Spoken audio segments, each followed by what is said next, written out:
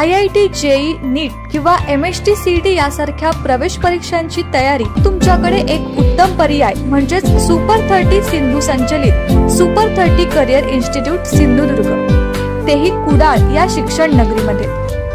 प्रशस्त classroom, laboratory, library, प्रशस्त मैदान, मुला मुलींसाठी स्वतंत्र हॉस्टेलची सोय, ट्रॅव्हलिंग फॅसिलिटी इत्यादी सोयी।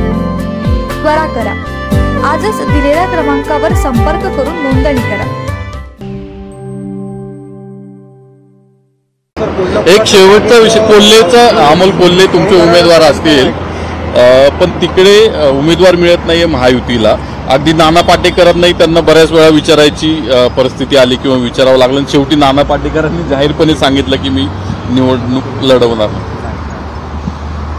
मी असं ऐकलेलं की सेलिब्रिटी उभ्या करून आपण चूक केली असं वाटणाऱ्यांना पुन्हा नाना पाटेकरांकडे जायची इच्छा कशी काय झाली। त्यामुळं अमोल कोल्हे हे अतिशय उजवे उमेदवार आहेत। अमोल कोल्हेंनी ज्या पद्धतीनं लोकसभेत भाषणं केली आणि सगळे बैलगाडा शर्यतीपासून सगळे प्रश्न अतिशय धडाडीने मांडले, त्याला महाराष्ट्रात दुसऱ्या कुठल्याही खासदारापेक्षा अमोल कोल्हेंचं काम अतिशय उजवं आहे आणि म्हणून अमोल कोल्हेंच्या मागे त्या मतदारसंघाची जनता प्रचंड मोठ्या प्रमाणात आहे। अमोल कोल्हेंचा विजय निश्चित आहे अशी मला खात्री आहे। सर, शाहू महाराजांची उमेदवारी ही महाविकास आघाडीकडून निश्चित आहे का? कारण आता भाजप सुद्धा समर्जित घाडगेंना त्या ठिकाणी उतरवण्याची तयारी करते। निश्चित आमचे उमेदवार अजून झालेले नाही।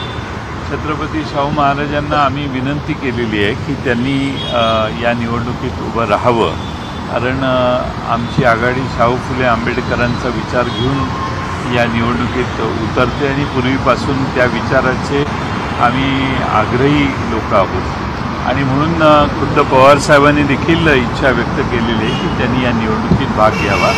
अजून त्यांनी अंतिम त्यांचा निर्णय दिलेला नाही, त्यामुळे ते उभे राहतीलच का हे आज सांगता येणार नाही। आणि बारामतीमधून सुनेत्रा पवार निश्चित आहे,